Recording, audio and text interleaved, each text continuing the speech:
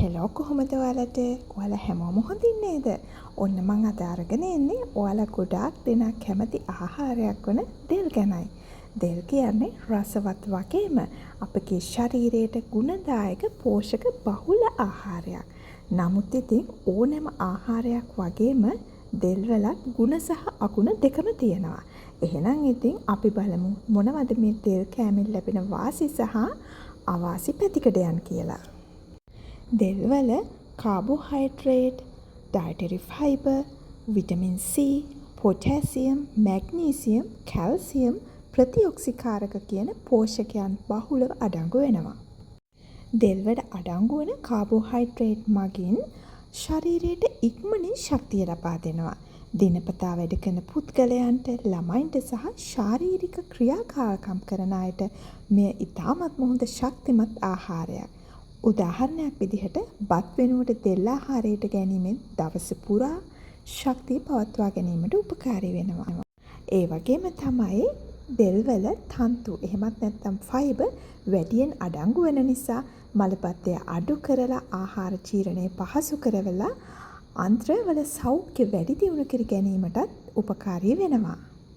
ඒ විතරක්ම නෙමෙයි දෙල්වල තියෙන පොටෑසියම් මගින් රුධිර පීඩනය පාලනය කරලා හෘද රෝග අවදානම් අඩු කිරීමටත් දායක වෙනවා. ඉතින් අධිරුධිර පීඩනයේ තියෙන අයට මධ්‍යස්ථව තෙල් ආහාරයට ගැනීම ඉතාමත්ම ප්‍රයෝජනවත් වෙන්න පුළුවන්. තවත් වැදගත්ම කරුණක් වන්නේ දෙල්වල විටමින් C සහ ප්‍රතිඔක්සිකාරක අඩංගු වෙනවා. මෙමගින් අපගේ ශරීරයේ ප්‍රතිශක්තිකරණය වැඩි වෙනවා. ඒ වගේම තමයි සෙම්ප්‍රතිශ්‍යාව වගේ රෝගවලට එරෙහිව ශරීරය ශක්තිමත් කරවනවා. දෙල්වල කැල්සියම් සහ මැග්නීසියම් අඩංගු වෙන නිසා අස්ථි ශක්තිමත් කිරීමට වගේම දත්වල සෞඛ්‍ය යහපත්ව පවත්වා ගැනීමටත් උපකාරී වෙනවා. ඔන්න ඉතින් බර වැඩි කෙනෙක් නම් බර අඩු කරගන්න කැමැත්තෙන් නම් ඉන්නේ දෙල් මධ්‍යස්ථ විදිහට ආහාරයට ගැනීමෙන් ඔයාට ඒ අවශ්‍යතාවය ඉෂ්ට කරගන්න පුළුවන් වෙනවා. ඒ මන්දයත් දෙල්වල අඩංගු වෙන ෆයිබර් නිසා දිගු වේලාවක් බඩ පිරුණු ස්වභාවයක් දැනෙනවා. ඉතින් අධික විදිහට ආහාර ගැනීම අඩු කරනවා. මේ මගින් බර පාලනය කිරීමට දෙල් කියන්නේ හොඳ විකල්පයක් වෙන්න පුළුවන්.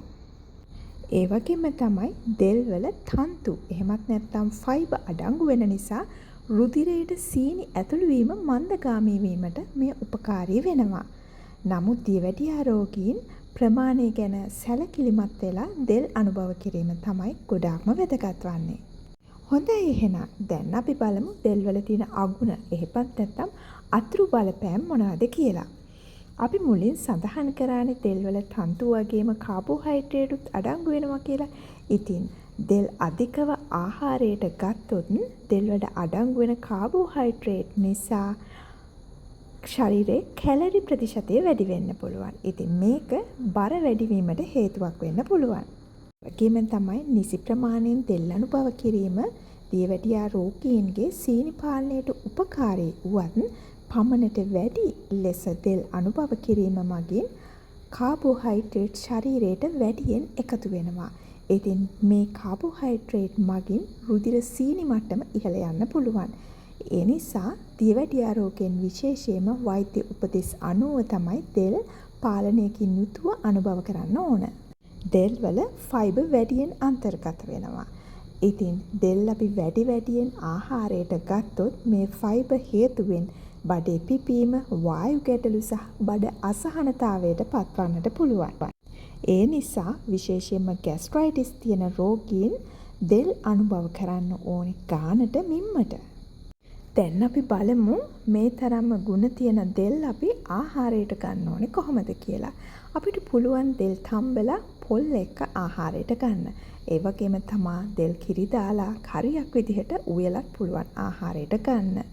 ඒ වගේම අඩු තෙල් භාවිතා කරලා පිසලා ගන්නත් පුළුවන් අපිට දෙල්.